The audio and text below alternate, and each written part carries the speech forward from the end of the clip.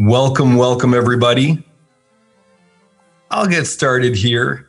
We may have a few more people joining on, but I want to introduce myself. I'm George Miller. I'm one of the coaches at Right Foundation, Year of Moral Leader, Lab Leader, and I am so excited to be with you tonight because this topic is like the heart of what we do and so important to me. So welcome to Lead with Emotional Intelligence, the secret to success and satisfaction. But we're going to get into those more. You're going to see how this leading with emotional intelligence, our topic for tonight, how by you learning more about this, how you're going to be learning to create more connection, nurturing more vision, driving more contribution. So welcome again. Welcome if you're just joining in. Good to have you here tonight. I'm excited to explore with you how we can lead with emotional intelligence. But first, I want to cover how to get the most out of this. So let's take a look here. The best way to get the most out of this webinar for yourself, the first thing we want to do is we want to set a couple ground rules. So first is participate fully and create value for yourself. So engage. We want you to engage. What that means, we're going to be doing polls. We got a bunch of polls for you to check, like where you're at. What are the things that you care about? Another way to engage is to type into the chat. As you're typing into the chat, if there's something on a poll that you don't see that matters to you, type it in there. So there's a way of engaging with the webinar, with the content tonight. So we want you to do that. Number two, be curious and open-minded. So this is a really big one. Be thinking about things where you notice yourself saying, oh, that's not true, or wanting to critique it.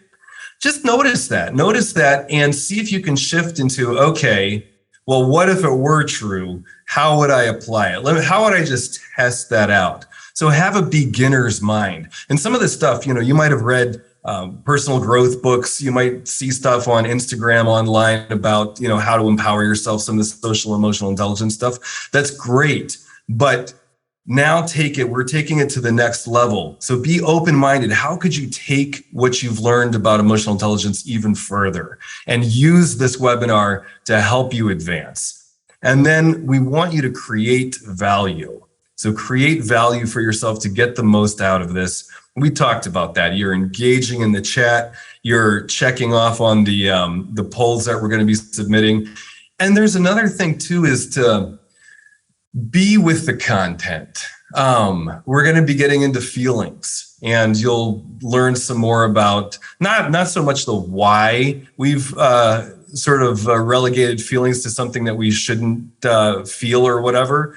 We're not going to really explore that, but we're just going to be with the fact that there's a lot of ways that society, etc., has had us disengage from our own feelings. So as we're getting into this, another way to create value for yourself is to be curious about yourself, be curious about your feelings.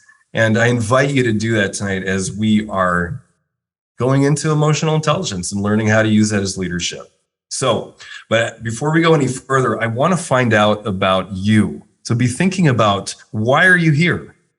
Why did you come here tonight? And let's get a poll up, because I want to check in with all of you. What do you want more of?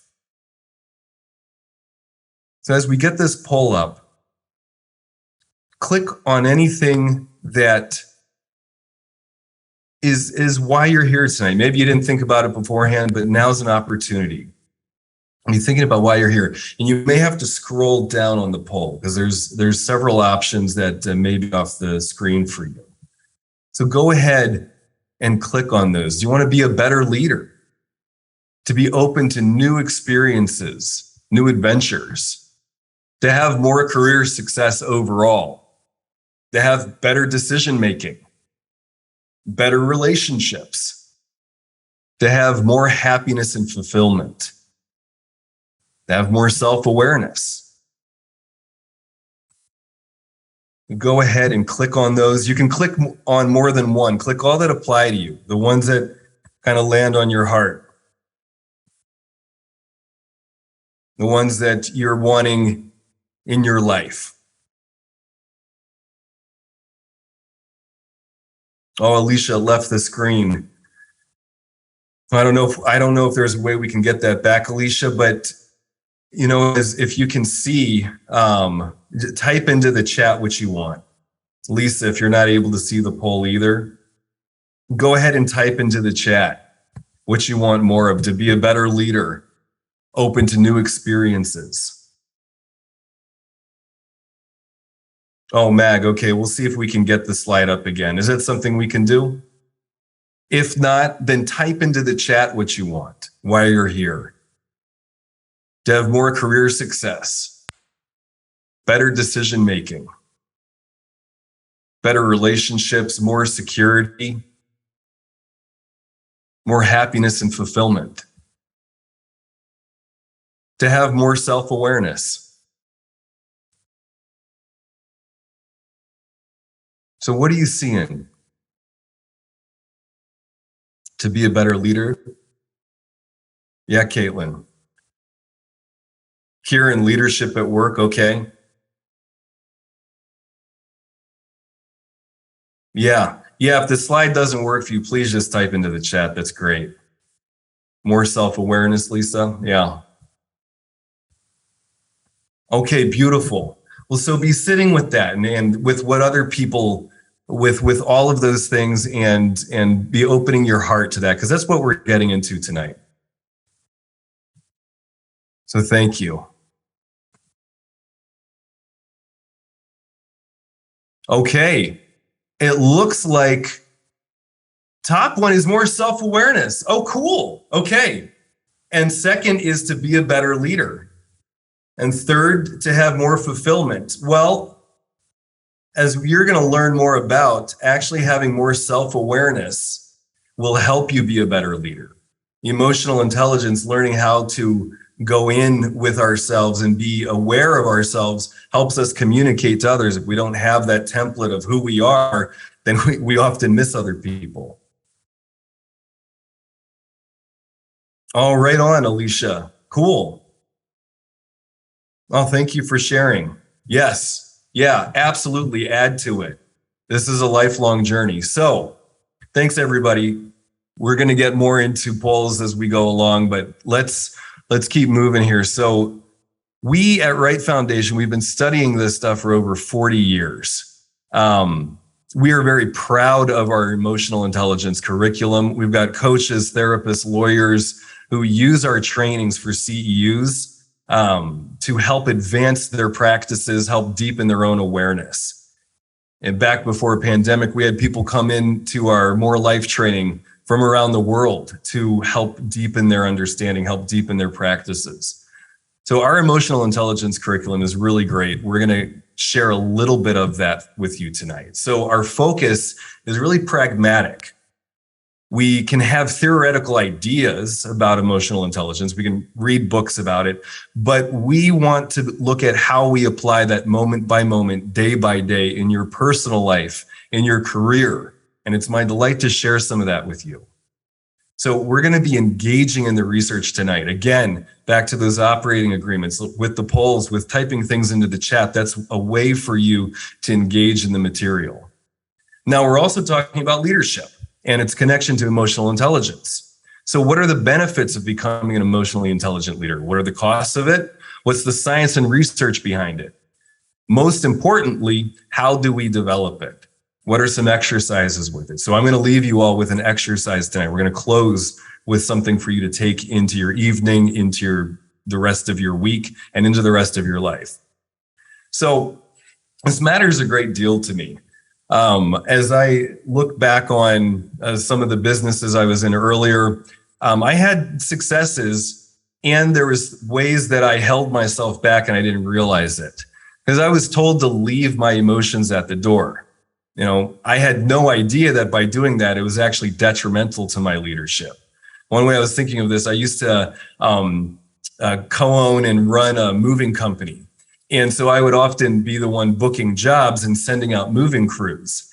And as I was thinking about this, getting prepared for tonight, I was like, I used to not pay attention to some of these core feelings I would have while I was on the phone with a potential customer. And I would just try to get it done and just try to send somebody out there. And I would miss that, you know what, this might not be a great customer and maybe I shouldn't send my crew there. But I wasn't paying attention to my feelings. And I was told, no, just get it done. Just take it to the next step. So there's all kinds of ways, if you start thinking about it, that we're told not to pay attention to our feelings. Now, I was thinking about it too. Another way that I did do well with feelings was I could tell by somebody on the phone which crew to send to them. I was like, oh, okay, she sounds like somebody who's going to get along better with this person. But even back then, I didn't recognize that that was a gift. So it wasn't really something I developed more of.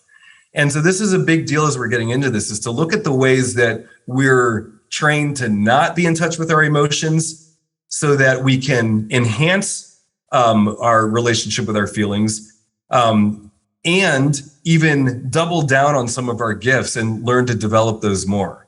So I want you to have context with emotional intelligence and start thinking about this at work, in your family, with your friends. Be thinking about the messages you get around how you shouldn't have emotions or how they get in the way. And then start thinking about, how can my emotions actually give me super valuable data?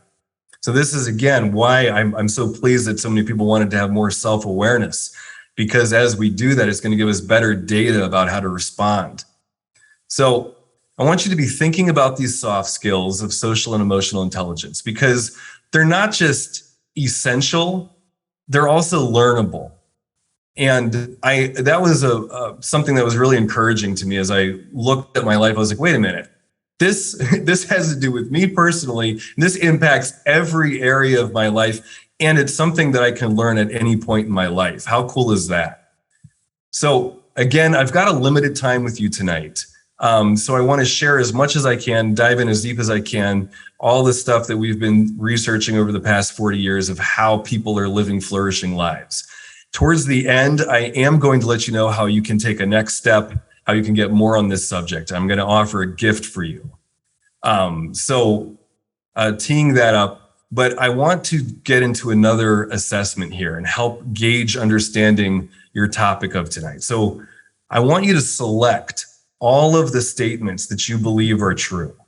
And don't overthink it. Just go with kind of what your gut says. This is all true or false. So just, you're clicking true or false. So which of the following statements do you believe are true? Strong leader manages their feelings.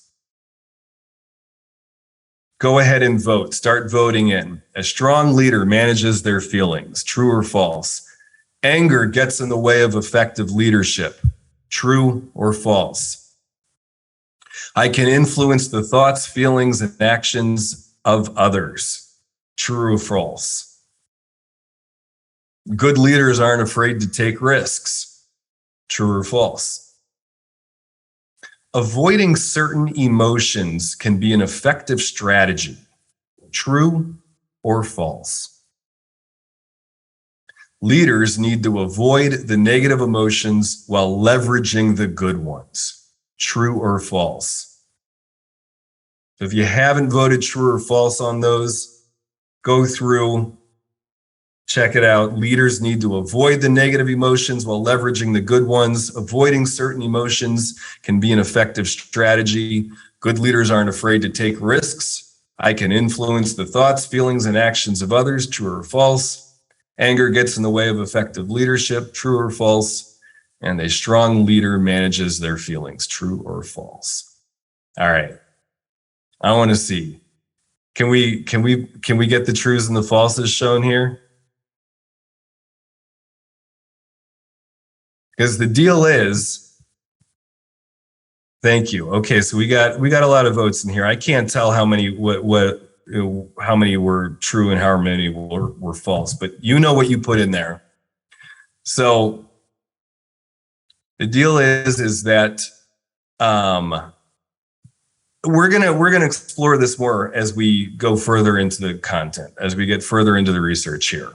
So I want to give a quick overview, and I want you to be thinking about these questions, true or false, and then be applying these questions that you just went through to the next phase of content here. So quick overview is, what is leadership? we're going to be busting the myths of leadership. If you answered true to any of those in there, this is going to be important for you. So we look at who leads and when am I leading? So some of the myths of leadership. Then we're also going to be looking at emotional intelligence as a leader. And the 5 primary emotions: fear in leadership and anger in leadership. We could go into all of the 5, but we're not going to have time. So we're just going to do fear and anger with leadership and the relationship there. And then we're going to look at the journey of the emotionally intelligent leader. And that's where we'll continue a way for you to offer this and have you setting a vision for yourself. And what's possible for you as an emotionally intelligent leader. Okay, so let's get into myth number 1. Myth number 1 about leaders. This is a myth of leadership. So leadership, and if you answer true to any of these, a strong leader manages their feelings, anger gets in the way of effective leadership, pay attention here. So leadership is actually the ability to influence the thoughts, feelings, and actions of others. So the myth is that leaders are designated or born, but actually leaders influence the thoughts, feelings, and actions of others. So who has the ability to influence thoughts, feelings, and actions of another?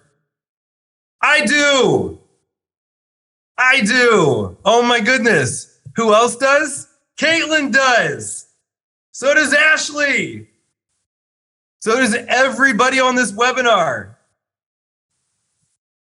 That's right. So anybody influences. Yes, Isabel. Yes, Nita. Beverly, yes. So that means that's a huge shift in how we think of leaders, that there's not one single leader, that everybody has the ability to influence the thoughts, feelings, and actions of others. One way I think of this is like if I'm in a meeting and there's somebody in that meeting who's like sitting there and I think that they probably don't like some of what's being talked about or they disagree or something, but they're not saying anything. They're just sitting there kind of with their arms crossed. Historically, my idea is that that person is not a leader because they're not sharing, they're not giving any direction, they're not doing anything. So yeah, that person's not a leader. But no, they actually are a leader. They are leading towards disengagement. They're leading towards the actions that they're doing. So this really changes things because I can't just say to myself, oh, now I'm being a leader, now I'm not. All it is what am I leading towards? What am I leading towards? So if you're here tonight on this training about emotional intelligence, you're leading towards becoming a more emotionally intelligent leader simply by engaging in doing this. This will affect the people that you're interacting with that way. So thing I wanted to talk about in leadership and one of the myths about that. So we're all leading all the time. And next myth that I want to dig into is that strong leaders manage or control their feelings. So we have this idea that we can manage our feelings, and there was that anger gets in the way of effective leadership, or a strong leader manages their feelings. Not true. It is not true. As we're going to find out more, when we are suppressing our feelings, it actually decreases our ability to be effective with other people. And so it's not about trying to suppress our feelings. Our emotions actually inform and guide us all the time. So it's a big mistaken belief that we're supposed to put these in a box or something, or like get to our feelings later. Doesn't work. It really suppresses our ability to lead positively and lead in the ways that we want to. Strong leaders learn to unlock the superpower of their feelings. So again, I'm choosing to unlock the superpower of my feelings. And I want to take a look at the 5 primary feelings. So we have fear, hurt, anger, sadness, and joy. And when we're looking at the primary feeling of fear, that can alert me to things. As a leader, it helps me be more aware. Hurt. If somebody's feelings in the room, let's say we're in a meeting and somebody wasn't acknowledged, like to be able to pick up on that. If I'm not in touch with my own hurt, I'm not going to be able to see that somebody else's feelings might be hurt. That's very valuable data as a leader. Anger, need to drive things, need to get things done. If somebody isn't being honest about something, I should feel angry about it. That's a very important emotion as a leader. Sadness. This one I think about challenges during pandemic. If we're going into a meeting and we had sales goals and we didn't hit them because everything changed. If I don't acknowledge my sadness as a leader and I'm just like, okay, we're going to figure this out, or I try to put on a smile on it, everybody in that room, everybody on the team doesn't feel validated for the fact that they're probably really sad. And there's a gift in sadness of just acknowledging sometimes the loss of things. And it's, can help bring us together around something as opposed to just trying to put a smile over it. And then joy, the importance of celebrating. If somebody does something well, they want to be celebrated. And it helps bind those new neural pathways. It helps encourage more behavior that way. So joy is incredibly important as a leader. So, I'll share a quick story about this one, especially around the fear.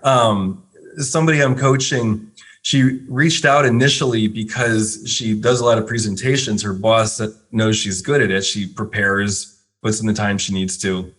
But she reached out because she was like, look, I hate doing presentations. And I will work with you. The one thing, if I could just get one thing from coaching, if I could stop dreading these presentations, it would all be worth it. I was like, okay, great. So as we got into it, what we realized was that she felt very afraid. She felt afraid she'd go into the C-suite, and she had learned her relationship with her fear was such that she indicted herself for it. It was like, oh, I'm feeling afraid, so there's something wrong with me. I have to fix something. I have to perform harder, to perform more. And as she started catching this way that she handled her fear, she started to say, wait a minute, I can actually use this. And so in a meeting, she goes in, she sees her VP's furrowed brow.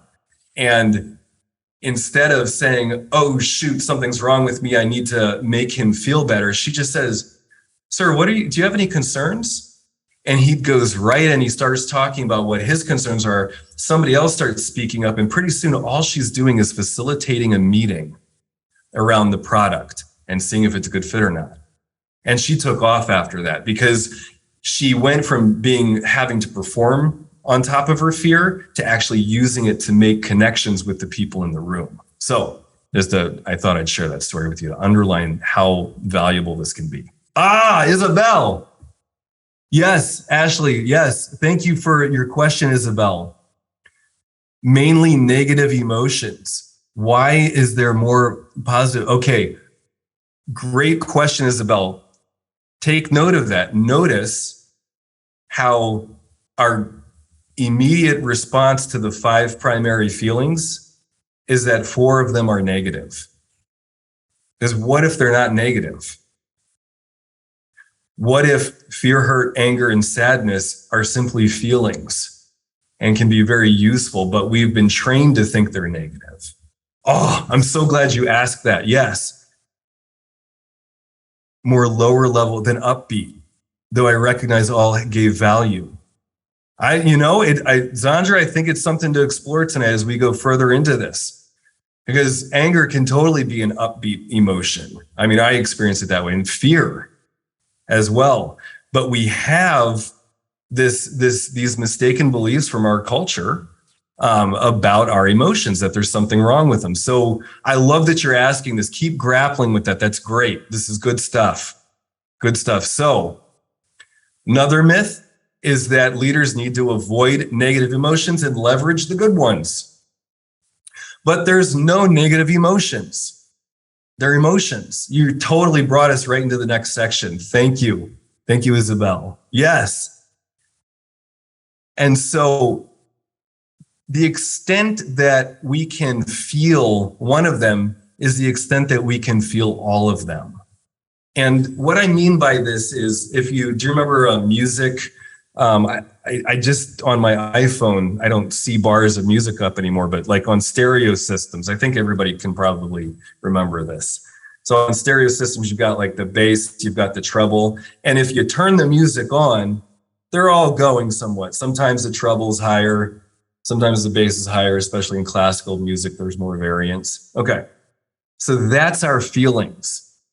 If we're alive, if we're walking around, if we're on this webinar thinking about this stuff and feeling this stuff, we are alive and we are feeling all 5 of the primary feelings. And sometimes it's lower level, fear doesn't mean I'm like absolutely terrified, but as I'm talking to you, I'm on this webinar and I feel afraid about like, okay, how am I doing presenting? Is this getting across to people? Am I clear? There's, that kind of fear is just there, that anxiety. And then hurt, again, there's that as well. Sometimes I feel really hurt, sometimes just a little bit. So it's all kind of going on. It's all just data that helps me connect to myself and connect to other people. So what we mean when the extent that you can feel one of the emotions, that you can feel all of them and vice versa. So that means if in my family or my culture, if I think that there's something wrong with feeling angry, I'm like, okay, don't feel angry. That means I'm also going to be turning down the dial on all of my feelings, including joy. So sometimes I think about, wow, the more that I'm able to feel fear, hurt, anger, sadness, joy, that actually helps increase the amount of joy I can feel. And I was thinking about sharing this story, and maybe now's a good time to do it. It's like, yes, Alicia, it is, because if I'm only feeling anger, then I'm not in touch with the other ones. If I'm trying to push that one down, then I don't get to experience the other ones as much. It's like our feelings are like a bouquet, the bouquet of life, like the richness of experience. And that it made me think of something really sweet was when one of my sweetest memories was one of my grandmothers when she was passing. I mean, it was incredibly painful. I mean, it's some of the saddest time in my life, memories that I have. And you see in family members, there was fights and so I felt angry, I felt afraid, all of this. But it's also one of my favorite memories because I got to see my grandmother and family members come through and shine and emerge in ways that I hadn't known them before. And it felt so good to have that. And without the fear, the hurt, and the anger, I wouldn't have experienced as much joy as I did during that time. So I'm incredibly grateful. So I just wanted to share that with you as maybe an example of how, because it's absolutely sad. And I want to honor that. I want to feel sad. I don't want to, at the end of my life, just say like, oh yeah, some bad things happen sometimes, but I didn't feel much about that. And I was like, no, man, some painful things happened. And I'm glad that I was there for it, that I was a part of that. So I hope that helps give a good feeling example of what we're talking about here. And let's get into the next myth. So good leaders aren't afraid to take risks. Right? Because good leaders are so strong and confident. Good leaders are always confident, right? No, it's not true. Good leaders are afraid. Good leaders stay in touch with their fear, like a guard dog. The fear can sometimes just be a warning, can help people be alert to things that are coming. But no, good leaders are afraid. Anything about like Abraham Lincoln, I guarantee you he was freaking scared. But it's a good leader's ability to be in touch with what they're feeling and use it effectively. So good leaders choose not to let their fear get in the way of movement. And they say, I'm afraid, but I'm choosing to act anyway.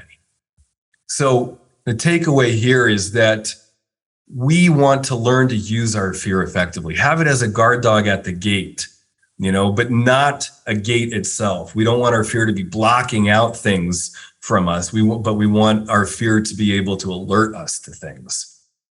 All right, myth number 5. Oh, yes, totally, Isabel. We do call them oh shit moments for a reason. Yes, good point. I love that. So anger gets in the way of effective leadership. Myth number 5. No, anger is a natural part of life. We got to be tapping our anger all the time. I think about like driving through the city or just driving in general. Like in the city, I'm not going to drive 100 miles an hour. And so I think anger is like, that's just full out rage. Sometimes full out rage makes sense. If your kid is about ready to be hit by a car, your fear and anger come in and bam, like you're gonna be like, oh, no, don't do that. But in a city or in lots of environments, we don't want our fear operating at that level, but I want it somewhat. It helps me drive. It helps me get things done. And so I'm spending a lot of time and focus on harnessing my anger and using it better moment to moment rather than like saying, I don't have anger, and then exploding. So I'm getting better at driving anger at 25 miles an hour in the city. So we want to leverage it responsibly. And look at that. I love this. Like, I used to not like this word at all. I'm learning to like it more and more because it's the ability to respond. So we want to leverage our anger. Anger is the ability to respond to things. It's a very important skill. Responsible ability to respond. And our job as leaders is to be aware of our emotions and to integrate them into an ever increasing ability to respond to things. So again, it's a super valuable data for us is to be able to feel all of them, including anger, and use it in such a way that we can be more effective with others. Yeah, yeah. Dude, Alicia, I love that. Yes, it's like a double-edged sword. It can be used to build or destroy.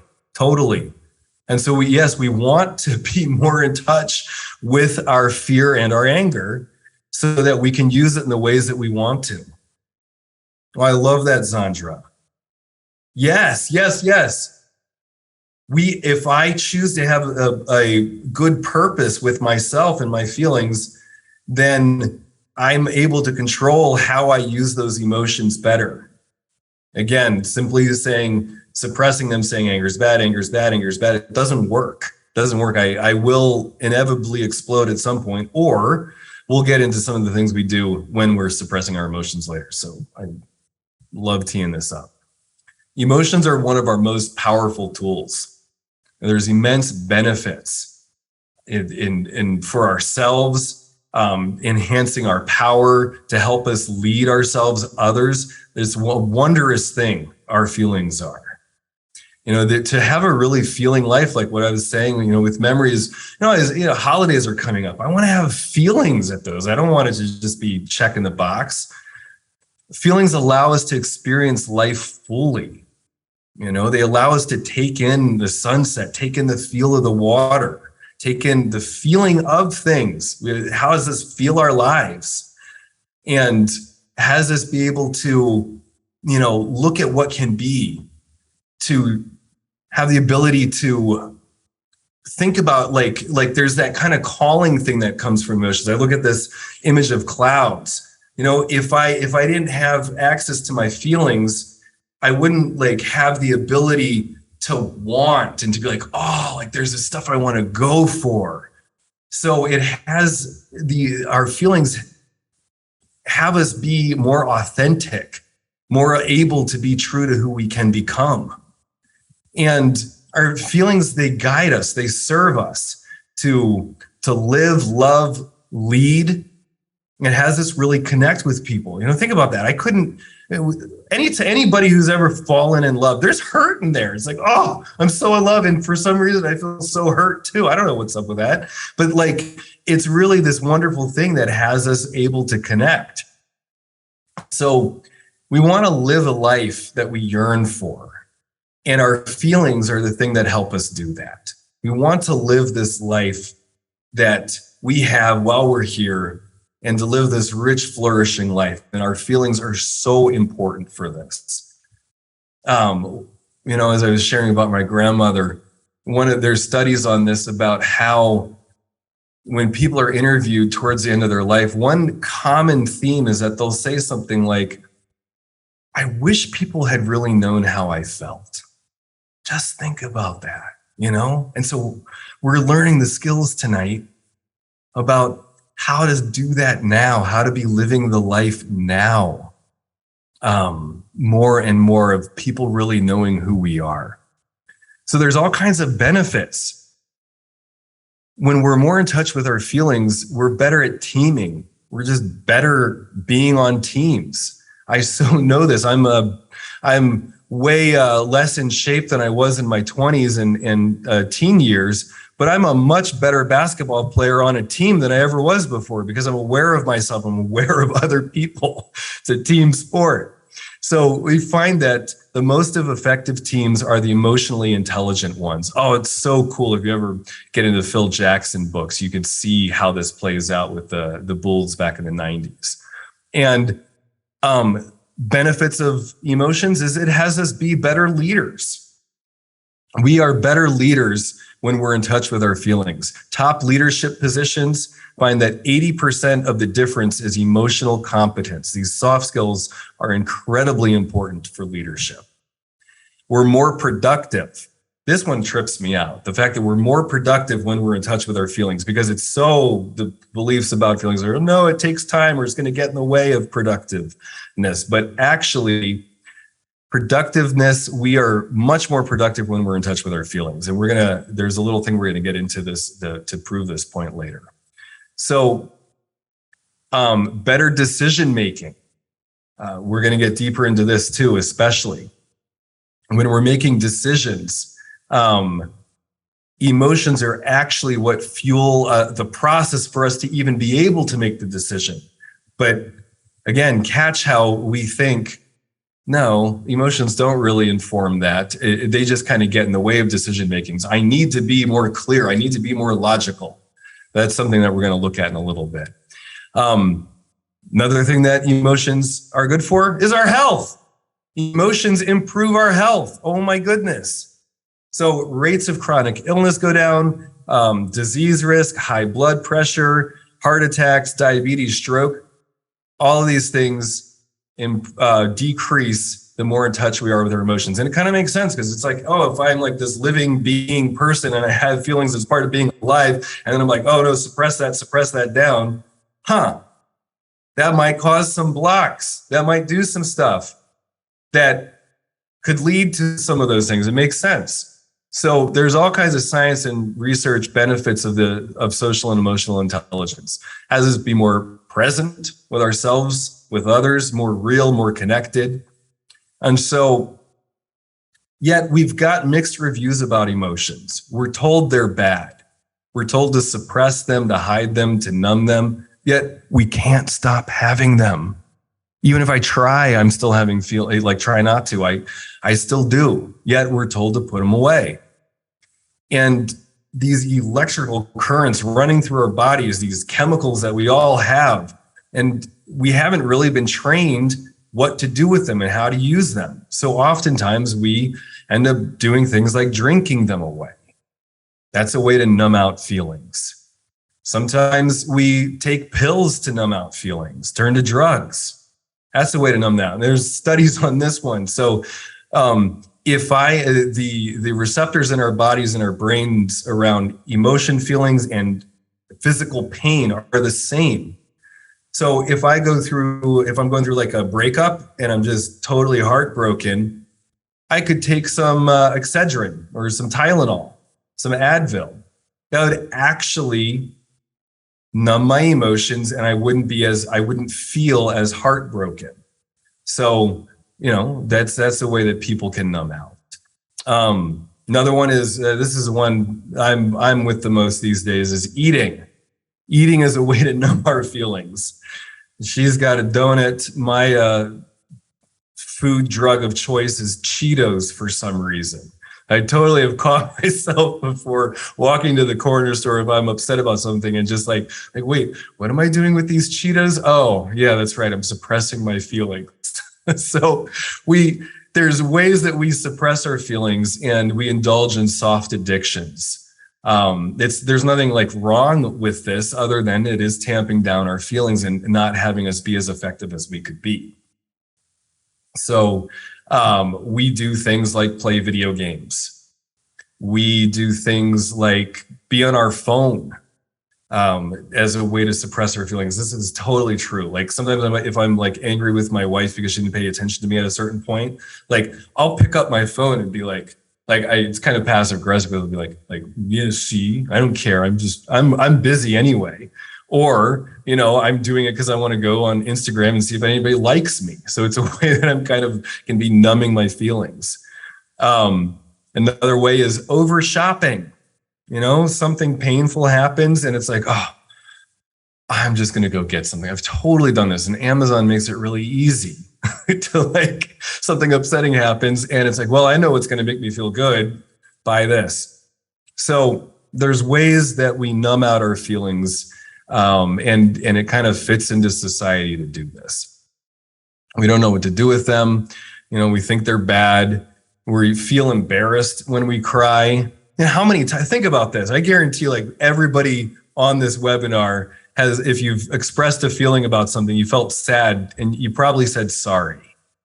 It's like something really tragic just happened and you are having sadness and hurt about that. And you're like, I'm so sorry.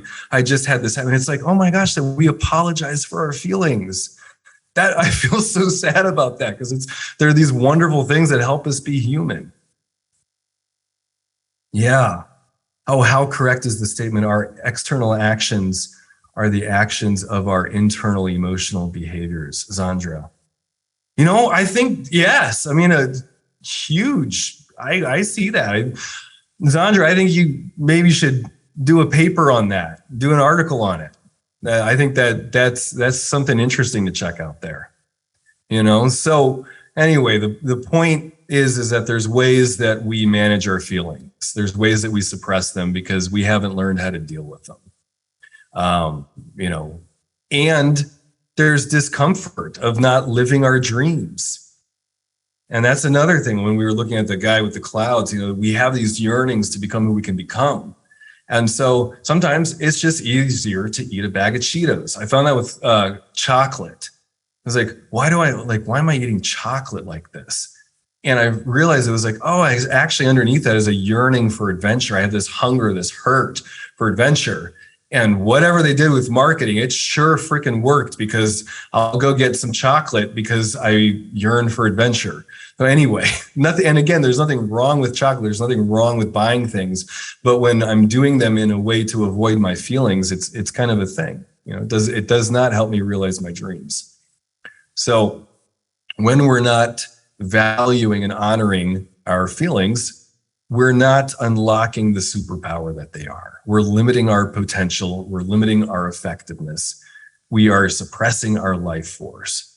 So I just shared about Cheetos and chocolate. I want to know, what are some of the ways that you avoid your feelings? What are some of your favorite ways to avoid feelings?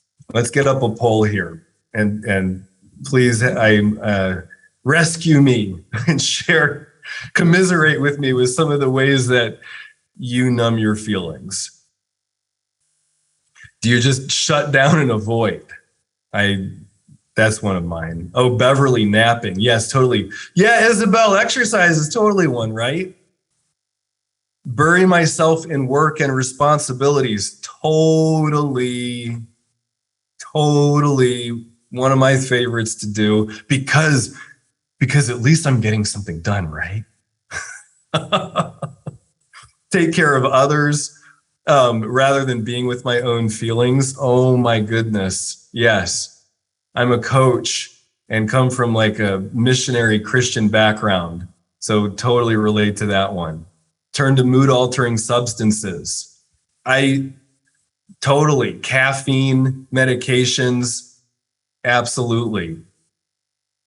overeating, over shopping, procrastination, that's a really big one, just avoiding it. And think about how like it just so doesn't work. Like when I procrastinate about something I'm afraid of, I'm still afraid. So it's not very effective, right? Okay. Oh, cool. We're getting a lot of these here. So number one is to take care of others rather than being with my own feelings. My goodness.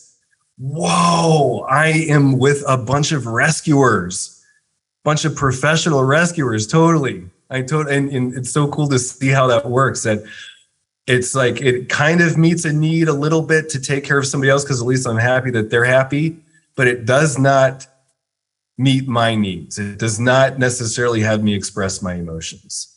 Sarah Mo, yep, the woman aspect, right? Yeah. Yeah, you're like designed for it, trained for that. Yeah, totally.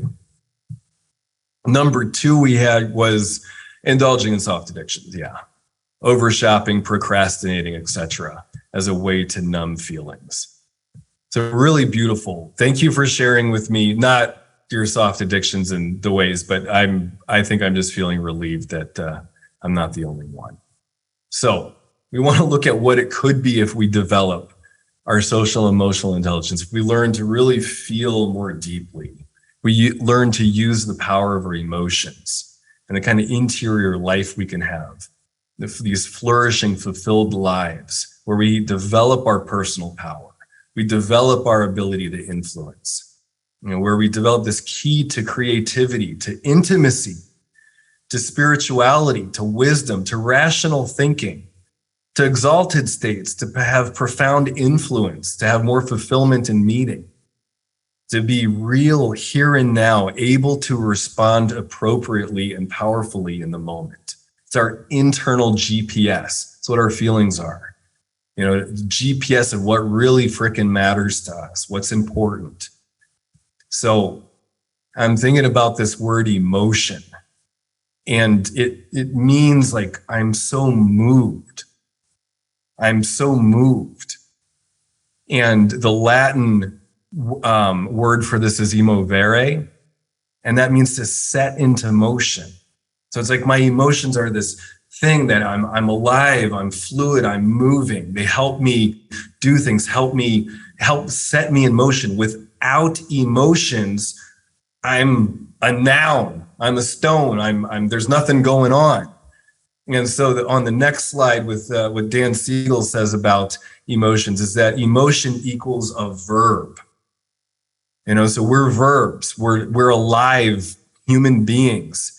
We have emotions. They help us engage. They're helping us be a part of life and help us anticipate our needs, help us prepare to act. They're the arbiters of our pain, of our pleasure. Emotions are no mistake. They don't lead us off track. They're designed to keep us on track. They bring us this richness of our lives. And yet we live in this world that values logic and stoicism over intuition and feelings. And we live in this world that values the factual or the digital. We have this idea that Spock's the ideal. And think about that. But neuroscience is proving that Spock may have been like one of the least able people on there, that there's no way. We have this idea, he's part of boldly going where no man has gone before. But that's not the case. He would have been like the least mentally healthy, the least functional crew member because of his Vulcan way of being. The Vulcans, they, didn't have emotions. They were just logic.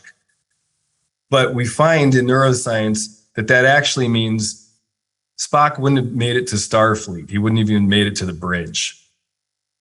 It's our emotions that actually help us be more logical and make decisions. Without them, we're not doing anything. This is a study by Antonio Damasio I want to share with you. So with studying people with brain tumors on the emotional centers of their brain, he found that they couldn't decide certain things. So before I share this next thing, I want to check what you think on this. So remember, we think Just logic. If I'm just logic and I have no emotions, then my emotions aren't going to get in the way and I'm going to be like the smartest man on the ship. Completely false. Totally, totally false. So with this study that Antonio Damasio did, where people, they're given a pen, they're given a sheet that they're going to go fill out, a questionnaire, and they've got a certain amount of time, whatever. So they're asked, you've got the choice between a blue and a black pen. Take your pick. How long do you think it took them to pick between a blue or a black pen? They got this whole questionnaire. First part of it is, okay, pick a pen, blue or black. How long do you think it took them to pick a blue or black pen? Okay, we're getting some in here. Got some saying 10 seconds, a minute, 2 minutes, 30 minutes. By far, we've got most in the 10 seconds. We got a couple at the 5 to 6 hours. Got a couple at 30 minutes, 2 minutes, 1 minute. So how long? So again, there's a whole questionnaire. First part of it is, okay, you got your pick, take a blue or a black pen. Okay, so majority of people voted 10 seconds, 62% voted 10, it took 10 seconds. 10 seconds is a long time to pick a blue or black pen. You know, somebody hands me a questionnaire, I don't even know that I think about it. I just pick up one. Well, the answer to this is that it took people 5 to 6 hours. Yeah, Lisa. It took 5 to 6 hours for the participants of this study who had tumors on the emotional center of their brain. And they didn't even get to the questionnaire, just to pick a pen. So without emotions, we don't make decisions. You know, and I'm curious, how many relate to this? Oh, Isabel, you missed the first part of the scenario. The first part of the scenario is people are being studied who have tumors on their brain, on the emotional center of their brain. And they're given a test. And at the start of the test, they say, okay, do you want a blue or a black pen? And it took them 5 to 6 hours to decide whether they were going to use a blue or a black pen. That's how important our emotional center is. Without it, we are not making, or it takes us a really long time to make a decision. But I want to check and see with everybody, how many of you have agonized over seemingly easy decisions? Something that just should be like, oh, I just, whatever. I'm shopping on Amazon for something and it's just like, I should just pick something, right? Yes, of course. Isabel says, right? So see how we can start to relate to this. Like, wait a minute. Here, I thought that my emotions get in the way, but if I'm suppressing my emotions and telling myself I shouldn't feel these things, then, oh my gosh, I can just agonize over something that seems like it should be pretty easy to decide. You know, how many times do I really, if I'm honest, I really want something, but for whatever reason, I have fear about wanting it or something. So I try to convince myself of something else. And it's not satisfying. It takes a long ass time. Beverly was abandoned shopping carts of items because I couldn't decide if I really, oh no, you're that person. Between 2 outfits to go to school. Yeah, Isabel. I don't know. I'm picking a movie on, oh, geez. Yeah, I know that one. Yeah, Tyrone, totally. So the overall important thing here is that emotions are incredibly important for making decisions. You know, if we were Spock, we wouldn't even be on this webinar right now. So that's just how it is. So when we're suppressing our emotions, it degrades our memory. It literally, we have less memory recall. It drains our energy. You know, if I'm trying to suppress my emotions, I'm trying to suppress my life force, that's exhausting. It diminishes our cognitive resources when I'm suppressing my feelings. Yeah, I can't think as fast. I can't access stuff as fast. Memory recall is off. When I'm suppressing my emotions, it reduces productivity. Oh, Ashley, I love that. Isabel, there's probably a lot going on there. They probably could write a paper on that one. Yes, reducing productivity, and we think about it, we actually wouldn't be rational at all if we didn't have feelings. Emotions are the foundation of thinking. I just thought about that, think about this. We're so out of whack with our emotions. If you look around our world, we do all kinds of stupid stuff. I think we're streaming. So if we're doing that, I'm trying not to cuss. But like, if we really think about it, right? We're like a bunch of people on a planet, and this kind of all starts to make sense. Where it's like, man, like we do a bunch of stupid stuff. So it might be helpful to be better in touch with our emotions and be able to use them in a way that has us do things that are more beneficial to everybody. Because they're the foundation of thinking. They tell us what to value. It's our saliency, like the quality of being able to notice what's important about things. Emotions are the thing that help us do that. They're required for learning and innovation. So I want to check in with everybody. Which of these costs of suppressing emotions strikes you the most? Which one is just like, But let's do a poll on this one. What strikes you the most? The cost of suppressing your emotions. What strikes you the most? Is it that it degrades your memory recall? Is it that it drains your energy? Is it that it diminishes the cognitive resources and performance overall? Is it that it reduces productivity? Or is it that it decreases rational thinking? I mean, they all strike me, but that one, that it actually decreases rational thinking, because I have been so trained to think that emotions are irrational, but it's like they're actually the fuel to even be able to have the thought in the first place. Cool. Well, thank you for sharing on that. So we've been taught the opposite, but let's see what it takes to learn this and to apply it. So I want to do an exercise with everybody now. Now that we're getting the costs of it, some of what it takes to be with our feelings. Now let's be with this. Well, let's do an exercise. I want everybody to remember the feelings that you had today. So think about the 5 feelings: fear, hurt, anger, sadness, and joy. And then I love that we have this here, because people are like, wait, there's so many other feelings. And it's like, yeah, totally. There's a lot of feelings. But when we boil them down, we can get to these core 5 feelings. And it's helpful because they really kind of hit, and they're universal.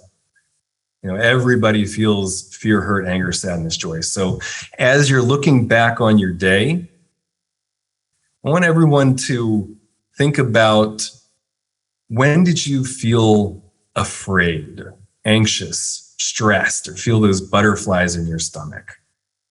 What did you feel afraid about? What was going on? I felt afraid about leading this webinar. That was like, from the moment I woke up, that was like, oh, okay, that's one of the things. Like, okay, how is everything with that? And do I have everything I need? What was I feeling afraid, anxious about? Afraid of looking stupid, right, Kieran? Yeah. Afraid of making mistakes. Oh, yeah, Isabel. Anxious about upcoming business trip overseas. Totally, Sarah, right? Again, and isn't that cool? It's like, there's nothing wrong with it. It's just like, of course you feel anxious about that, right? Donna, nervous. Totally. So what did I feel afraid about today? What was I feeling anxious about? What was there some premonition about? Oh, that you wouldn't have the answer. Yeah, I was afraid I wouldn't have the right answer. I wouldn't know. Lane. Oh, Lane, good to see you. Afraid of making the wrong decision. Yeah, right? Mm-hmm.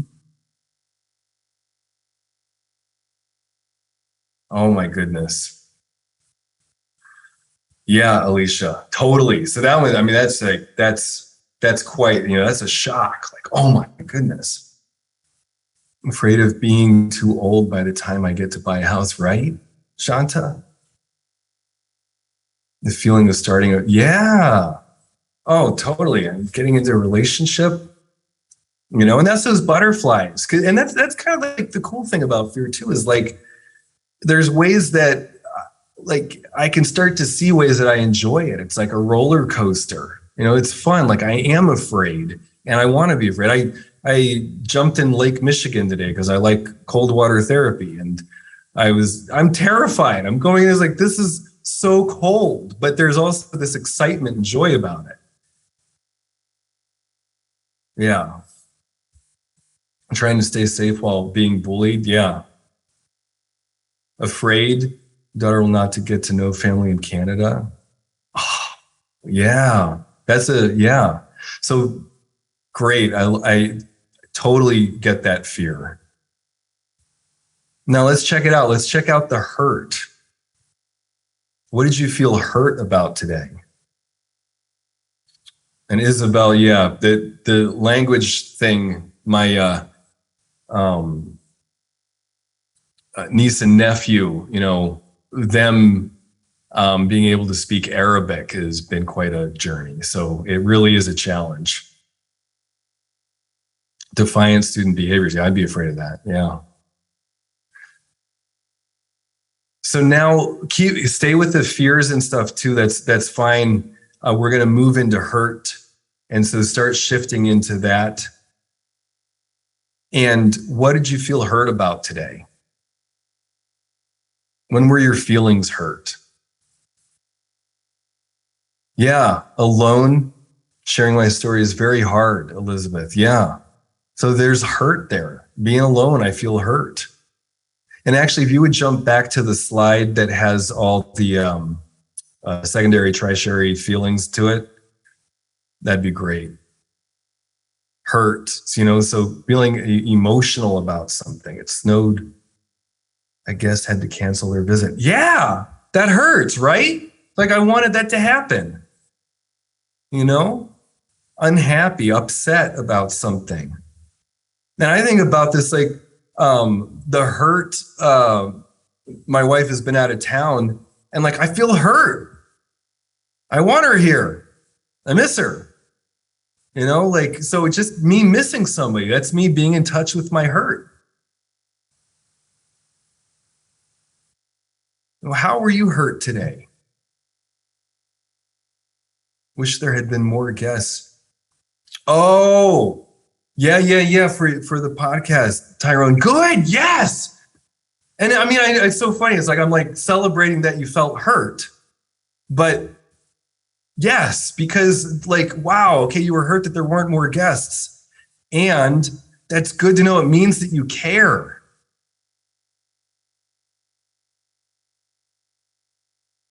Hurt when my husband didn't answer. Oh, yeah. That you didn't get time with your boss that you asked for, right? Oh, good. I'm so excited about this because for me, I mean, as a guy, like I didn't hurt's been quite a journey for me. So I'm just so pleased that lots of people can relate and are in touch with feeling hurt. It's so counterintuitive because we're trained not to think this way, but it's great. Yeah. Okay. And now we want to check out anger. What were the ways that you felt angry today? When were you annoyed, ticked off, frustrated, irritated, even rageful? We got to some of these earlier. Or resentful. How did I feel angry today? I felt angry about I felt angry in traffic. I know it's going to be there. I was angry anyway. Pointless meetings, right? Oh, Zara, you could break down here. This is going to be a game for you to take on, is in the meetings. Can you identify finer and finer increments of what you felt angry about in the meetings? Totally. You've got the overarching thing, and then see if you can even find more detail in there on that. Anybody else feel angry today? Customer service with credit card. Yeah, totally. I could see how I would feel angry on that. Angry, I'm just angry about stuff in the world. Angry, our downstairs neighbors freaking smoke inside. I'm so angry at them. And like angry at the building management and like, come on, make something happen there. Brother not being accountable. Totally. Son didn't come out of his school and we were getting, yeah, right? Hey, Savita, good to see you. Totally. There's all these angers. Angry when students are disrespectful in the way they speak rudely to teachers. Yeah.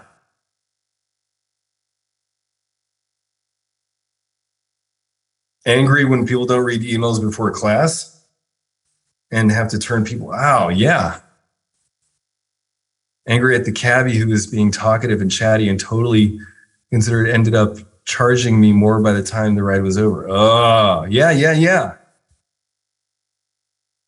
Dealing with different isms as an immigrant. Totally, Misa. Right?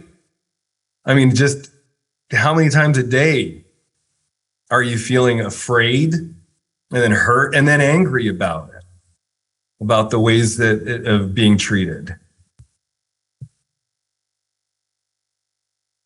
Okay, cool. Well, so I love that we're getting into these. We're finding how the ways that we've been feeling fear, hurt, anger today. Now, sadness. Let's check out sadness. I heard that commercials last longer than the show. Ow. Yeah, I would not watch that, Sandra. My anger would have me stop. Sadness. What disappointed, heavy, blah, blue. Having grief, sorrow, gloomy. What was I sad about today? Oh, man. I feel, it's like as soon as I open this one up, it's like sometimes the fear, I have fear about sadness because it's like, I feel, if I'm really honest, I feel sad about a lot of stuff. There's a lot of there's regrets I have.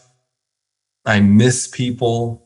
I'm sad that I don't see as many people as I want to, as still kind of rebounding or whatever from pandemic. I bruised my rib. I couldn't play basketball for a while. I'm sad about that. I'm like scared. Am I going to be able to get back in? Oh, wow. Oh, yeah, Ashley. Thank you for sharing.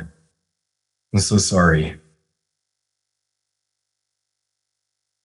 At an activity, it's sad that anybody showed up. Hardly anybody. Have a cold and could not be as active. Totally, Isabel. Yeah. Because your daughter, oh, good. I'm just catching some of these. Yeah. You miss your daughter. See, and it's like, oh, and of course you do. Of course you feel sad, Anna. And then now that we've been going through these feelings, what about the joy? How have you been happy today? Amused, delighted, thrilled, pumped up? Just reading pumped up, I feel joy. I love that somebody put that in the slide. I'm pumped up.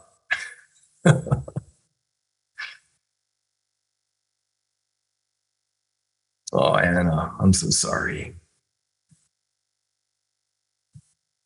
Yeah. And it's funny, like I actually seeing you and seeing the connection and the connection through the sadness, like that brings me joy. Not a pumped up kind of joy, but it actually brings me this joy of like, wow, like people are connecting. That makes me happy. I'm happy to see that. I'm happy to be here with all of you. I feel joy about what we're doing. I think this is really important stuff. I feel joyful about that. Oh, cool. You're going to visit your little brother. First time in 6 years. Yep. Sharing jokes with teammates, right? It is energizing. I know. My assistant and I watched like a little funny clip on YouTube. I was like, oh, this is good. Oh, your friends' dogs. I know dogs are so cute. Oh, and then it's so cute how their owners like them so much, and the whole thing with yeah, that does make me happy. Yeah, Alicia, I feel joy about that. That all these emotions are in one day. What a rich, full day. Surprise card in the mail. Cool. Mom's 75th birthday and had a great conversation with your boss on these five emotions. Savita. Woo! I feel like fear and joy reading that. Oh, I want to hear more sometime. Oh, that's your daughter gives you a hug when back from school a few minutes. Oh, yeah. Yeah. That joy. Amused today. I have a team member who takes a lot of my time, work from home, then work out of the office today. I accomplished so much work without her. Oh, Mariah. Happy to meet colleagues, great conversations, cat jumping into lap. Yeah. Yes. Oh, okay. Sweet. Well, thank you. Thank you for engaging in this. So I think there was a poll there, but I think we're going to skip that because we spent a good chunk of being with our feelings there, and I think we're in it. I feel joy, and I'm secure that y'all are getting this content and applying it to yourselves and aware of your feelings in your body, and so that's great. So I want us to let's do it. Let's do a breakout room. Why not? Let's do a breakout room. What we're going to do is each of you, you're going to go into groups of mostly threes. There might be a couple of just two people. And you're just going to go into that breakout room. And I want you to just share what messages you got with each other. Talk about the messages about your feelings. What messages did you get about your feelings growing up? What kinds of things? So we're just going to do a quick breakout. Jay, is that cool? Are we game to do that? All good. Yes. You rock, Jay. Thank you. So it's going to be real fast. Like each person's going to share for 30 seconds about what messages you received, what negative messages you received about feelings. So each person's going to get 30 seconds, then we're going to come back. Welcome back, everybody. Welcome back. Okay, cool. Oh, I can see some of your faces. Good to see you all. So I want us to stay with that feeling space that we've created, where we've been reviewing our day. And as we're going into this next thing, to share about this. So share in the chat.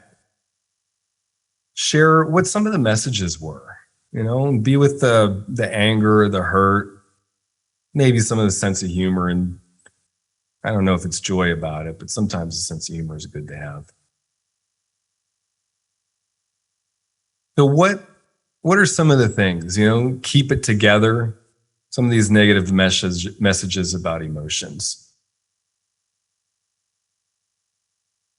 And share in the chat, what were some of those? Oh, don't be like that. Yeah. Oh, yeah. Yeah. Basically, don't be who you are. Keep it together. Go to your room. Big girls or big boys don't cry. Go with the flow or put others' needs first, right? Like, what's wrong? Or don't you think of anybody else? Chill. Oh my God. Caitlin, I just want to kill. You tell me to chill when I'm feeling angry. It's like, oh yeah, that's going to have me chill out, right? Oh, the silent treatment. Ouch. Stupid crybaby. Oh, yeah. Stupid. It's like, oh yeah, you're stupid for having feelings. Not really valued. News was, yeah. Big girls don't cry. And this one, I mean, I am feeling particularly kind of vulnerable about this one, given that, just I'm a guy, but it's like people will tell me like, don't be such a girl. It's like, geez. I mean, there's like several ways of insulting, as if there's something wrong with being a girl. And somebody I was doing a lunch and learn on this topic the other week, and a woman asked, like, do you think women are more in touch with their feelings than men? I was like, I'm not going to say a whole lot about that, but I kind of think so. And it's actually, I think there's a real value in feelings and feminine leadership that we get into here at Right. And there's women's programs that we offer. I don't know a whole lot about them. I've not been on them, but I think it's really cool because I think that this importance of emotions in our world. It really is a feminine leadership. I think it really is highlighting that. And so I think that one negative message about don't be such a girl. It's like, no, actually should be like a girl, should be more in touch with my feelings. Let's do that. If that's the case, then it's a good thing.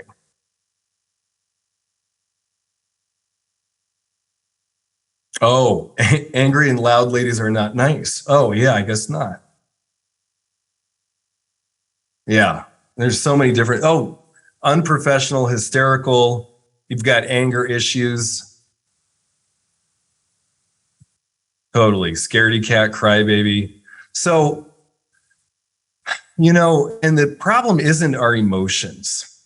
So we get all these messages about them, and the emotions themselves are not the problem, but it's our lack of skill with emotions. It's the fact that we haven't learned how to use them well. So we become frozen, numb, they build up, and we don't really know how to discharge our emotions effectively. That's the real problem. And, I think about this in my life, in my relationship. A big problem with me is my anger. And because I'm told like I'm not supposed to feel angry, and just think about it, coming from a conservative Christian background where it's Mennonites. I don't know if you know anything about Mennonites, but like we're super pacifists. We don't go to war. So it's just having anger is not a good thing. It doesn't work so well in a romantic relationship. There would be things that would happen and my wife she would end up carrying the anger about things and being like, dude, you should be freaking angry about this. And so it was like, it's been a real journey for me to actually get in touch with the hurt and the anger and then to express that anger. And this is a real big one. She pointed out to me sometimes. She's like, in my family, people often take shots at me. And like, I need you to stand up for me. And this is like, I was not trained in this. Nobody in my family was like, oh, this is part of, being a man or being in a relationship or whatever, is to have somebody's back this way. And I still remember this one time where I'm doing this work. This was several years in some of our programs where I learned to access my anger. And we're driving, and her dad says something to her that was totally out of line, and I was like falling asleep. And I just came out of nowhere and was like, you do not talk to her like that, or you're gonna have to deal with me. And it was this moment where like everybody in the car was like, wait, who just said that? Like, whoa, I surprised myself, surprised him. He totally got in line. And it's the coolest thing because I got to see like, that's totally appropriate anger. That's a good use. It was actually honoring him and calling him to a higher vision for a relationship. Totally appropriate. And that, you know, and I'm saying that story in part because that is so not where I come from. That is just so out of my training. So I actually can learn to use my emotions effectively. It's a really big deal. And so that the point of this is that by people telling me not to feel what I'm feeling, it essentially had me be a lot, you know, in a lot of ways I was depressed and shit and not be effective with them. And then when I'm in my relationship, like, I don't understand why my wife's upset that I don't have her back. Then we get into this fight and then I'm yelling at her about this stuff. Just a total freaking mess. So I think you can like kind of vision it when in your relationship, how not being in touch with our feelings, your feelings can really like lead to just some drama that does not need to happen if I learn to integrate my feelings and really use them well. So I don't know. I'd love to chat and see if you, oh, good, you're already chatting. So yes, husband Quaker, how do you relate to this? What are some ways that you relate to, if you can look back at a fight or something where you're like, man, if I was like more in touch with how afraid I actually felt then and communicated that, that's been a big one for my wife, you know, saying, hey, I'm afraid about this. And it's really vulnerable for me to even let you know I feel afraid about this. But when that's happened, it's like, oh my gosh, I totally get it. I understand why you'd be afraid. Great, I don't want you to be afraid. I'm going to have your back. I'm going to be on that. So, you know, learning to communicate our feelings responsibly with people. Any ways that you relate to this? Feel hormones are just helping bring up emotions. Oh, yeah, cool, Isabel. I just haven't looked at the chat for a while. Oh, cool. I'm catching up with all of you. Okay. Yeah.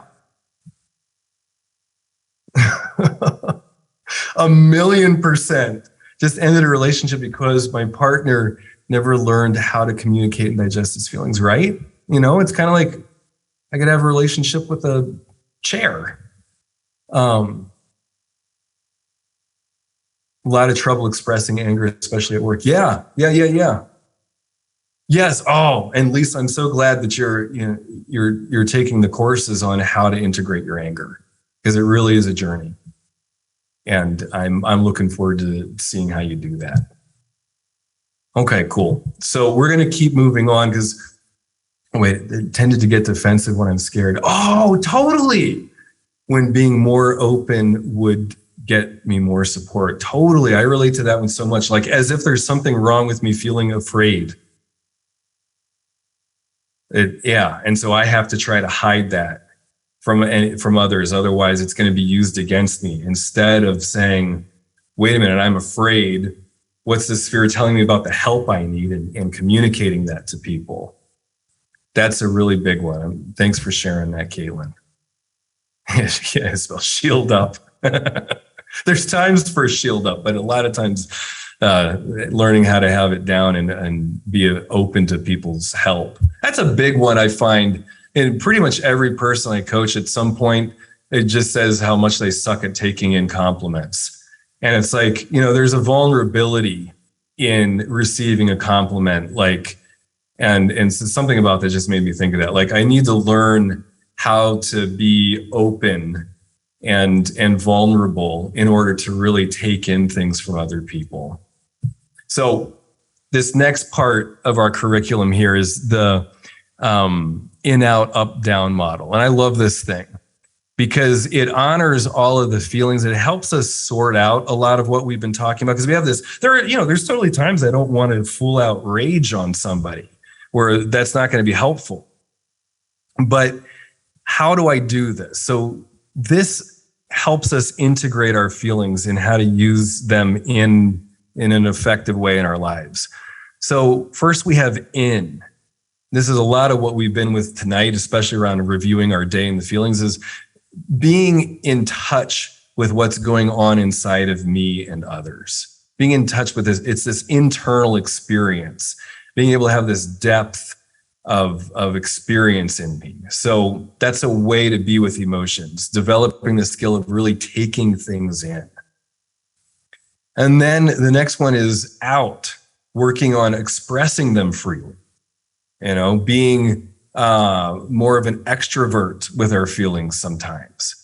This can be really great in leadership. I think about my one client who in tech and, in a space where you don't express feelings. It's all very, very logical. And after a meeting that did not go well with a client, and he just sat down, he was taking some trainings with us, and he put his hand on the table and just said, "I'm angry." He expressed outward the anger from that meeting, and his team lit up and was like, "You know what? That wasn't okay. Our client didn't communicate with us and they put us in a bad situation. I'm angry too." And all he did, he just said, "I'm angry." And he sat back and watched his team come up with creative solutions and take ownership, and way faster than him delegating all that stuff. And I was like, wow, how cool is that he learned how to express his anger outward in a way that really helped his leadership. So then another thing that we want to do is learning how to upregulate, intensifying my experience, increasing the expression of joy, increasing the ability to act and respond quickly to stuff. That's another way to use our emotions. This is great. I mean, like when things are going well, like anytime I get a new client, one of my things is I'll always call and make another dial because it's like, oh, good, I'm on the up. I want to flip on the up. I want to use this momentum and take advantage of it while it's here. And it's even the ability to be with fear because it's like, oh, like keep things going well, fine, good. So that's a skill, a way to use our emotions to be able to upregulate. And we also need to be able to downregulate. There's times to downregulate. There's times where that upward energy, that kind of spastic stuff, isn't helpful at all. It just makes things worse. And it's like, I need to get this met. And like, nobody's helping, nobody's doing anything. Well, if I can learn the skill to say, okay, let's soothe myself. I'm not getting my needs met here in this meeting or in this situation. Okay. And me going for it is not working. So I recognize that I do need support, but I'm going to downregulate right now. And I'm going to go somewhere where I can actually get what I need. I'm going to go to a relationship that actually is nourishing. I'm going to go call that friend that I know really gets me. I'm going to downregulate. I'm going to be able to soothe myself right now. So these are this model is a way for us to be with each of the emotions. So, as we've been with this more, I want to check in with everybody and just chat into the chat there. What are the benefits of emotional intelligence? As we've been kind of stirring with this, what are you seeing for yourself? What are the benefits of emotional intelligence in career and in leadership? Go ahead and type into the chat. What are some of the benefits? Better decision making, better rapport, better influence.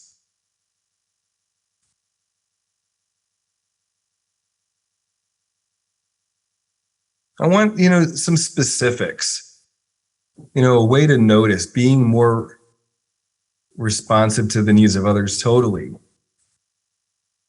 Better out than in. Oh, yeah, than suffering internally. Totally, Karen.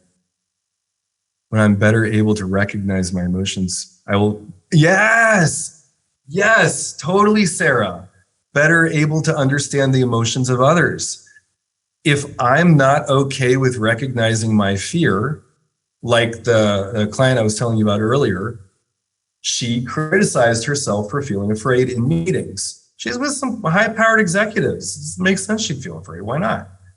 But when she's criticizing herself for it, she wasn't effective with it. And she couldn't read the emotions of others. When she started doing that, oh my gosh, she's got this superpower. She can feel, somebody left out and their hurt feelings from across the room. That's amazing. If I am out of touch with my own hurt, then I'm not going to be able to tell when somebody else is hurt. I love that you put that in there. Trusting, yes, Mandy, trusting myself, totally. Being like, no, I am angry about this, and I know I am.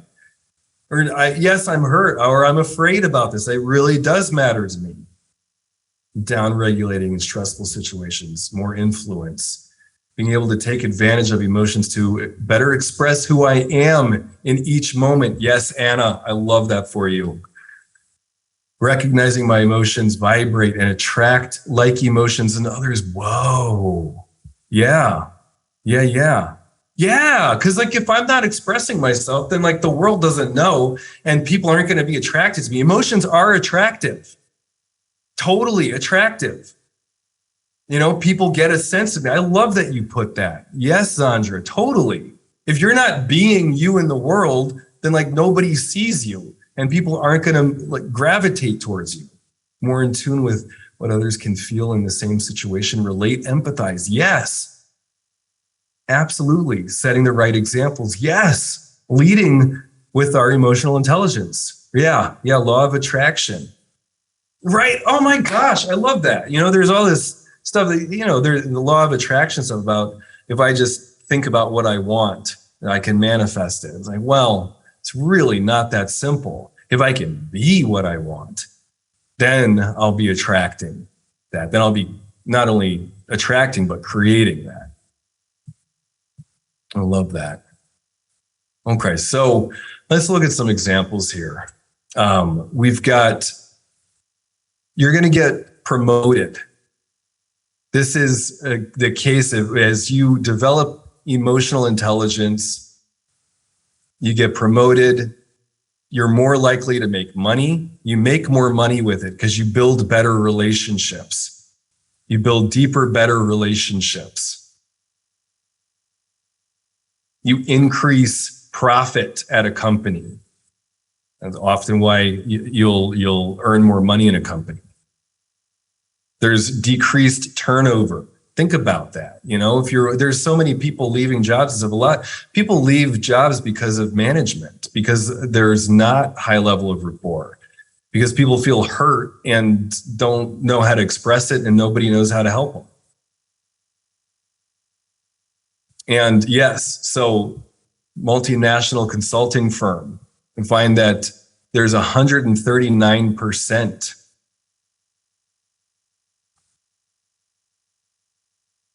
Yeah, go ahead and move the slide forward. Yes, in profit. That's huge. That you get that from emotional intelligence, from you being in touch with your feelings. You're more able to respond. You're responsible. Decreased turnover, etc. Hospitality increase in the hospitality market. Oh, dang. I didn't see that on the notes. 85% less executive turnover. Okay, thank you. In hospitality, 24% increase in market share. You can see it makes sense. Hospitality, able to host people, able to be with people. Totally. It has you be in better groups, have better networks, better support groups. Emotional intelligence has us get stuff done faster. We can get more done. I think you can probably see how this would relate to sales. It helps you close more deals because people trust you. They actually trust you. Sometimes I will go with somebody who maybe their service costs a little more, but if I really like them and I've had a relationship with them and I trust them, I think they're a good person and they're able to communicate that to me and I feel felt by them. Fine, I'll do that. I'm going to go with that security, that ability of somebody to really have me felt understood. So you close more deals, sell 30% more in sales. That's a study from MetLife. And in leadership, and find that in top leadership positions, over 4/5 of the difference is emotional competence. Yeah, making positive changes with positive people, being able to feel validated and validate. So that's a big deal. It's to be able to develop the collective goals and objectives of people. I mean, that you can see how you have to have emotional intelligence to do that. So it instills others' appreciation and the importance of work activities. It builds enthusiasm, confidence, optimism, cooperation, and trust. You can totally see how emotional intelligence does that. You know, it brings people together. And a little note here, the most requested article from the Harvard Business Review was Daniel Goleman's 1999 Emotional Intelligence. So this is when, for CEOs, for leadership positions, businesses are looking at that. It's most requested because it's not a luxury. It's not about just, yes, of course we want to have a good life. Of course we want that. But when it comes down to it, it's a necessity. To really be effective, emotional intelligence is a necessity. So let's check this out. What are the benefits of emotions that you most want? What are the benefits here that you most want in your life? Because remember, we're tying this back to the beginning when I asked you what you wanted from tonight. Why are you here? So which of these do you want the most? What benefits? More career success, better support networks, increased productivity, to be a better leader, better rapport and connection in your relationships. Yeah. To deal with stress better. Totally. Right? I don't have to beat myself up about having feelings now. So, people say I'm so stressed out. It's like, I'm probably having feelings, you know? And if you're cool with having feelings, then you don't have to double down on stress. You can be cool with yourself having feelings. Yeah. You have anxiety because you're alive. Okay, cool. Stronger immune system, to live longer. Totally. I think that's so cool. Like, simply by being more in touch with my emotions, I live longer. So, okay, we've got the winner on this one is to deal with stress better, with a close second of to be a better leader, and also better rapport and connection in my relationships, and better support networks. Okay, actually, so there was like tied for second place was 3 of them. So better rapport and connection in my relationships, better support networks, to be a better leader, and to deal with stress better. Okay, beautiful. Thank you. Thank you for sharing. So we have practiced identifying emotions, and we've been in this journey. So I really thank you for that. So in our send-off, what I want to do, I told you I was going to leave you with one thing to take into your evening and into the rest of the life. And we got experience with this tonight. As we were doing the exercise where we were looking at all the emotions and reviewing your day. And so what I want you to be with right now is thinking back to that time and being present with any of the feelings that you have. So there's the fear, hurt, anger, sadness, and joy.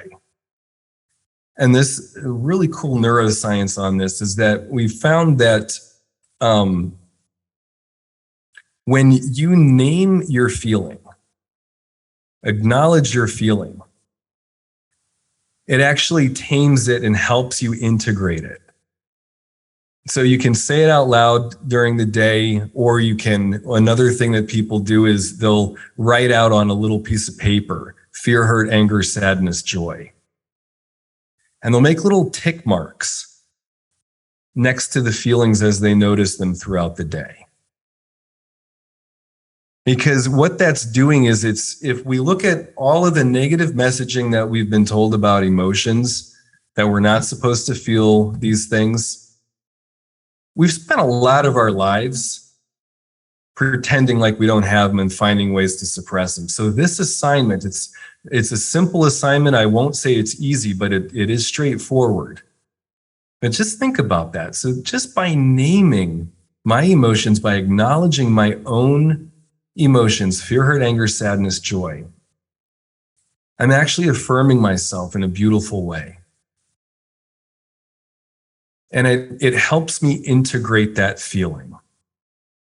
Again, saying it silently to myself. If I'm in a meeting, I might not say hurt, but just developing the ability to say, whoa, that really hurt when they said that. That's actually affirming to me. And so that's your assignment that I want you to take forward, is to be naming your emotions: fear, hurt, anger, sadness, joy. Naming joy, acknowledging joy, so that I'm deepening those neural pathways. And we play when one of my friends, there's all kinds of ways to kind of deepen things.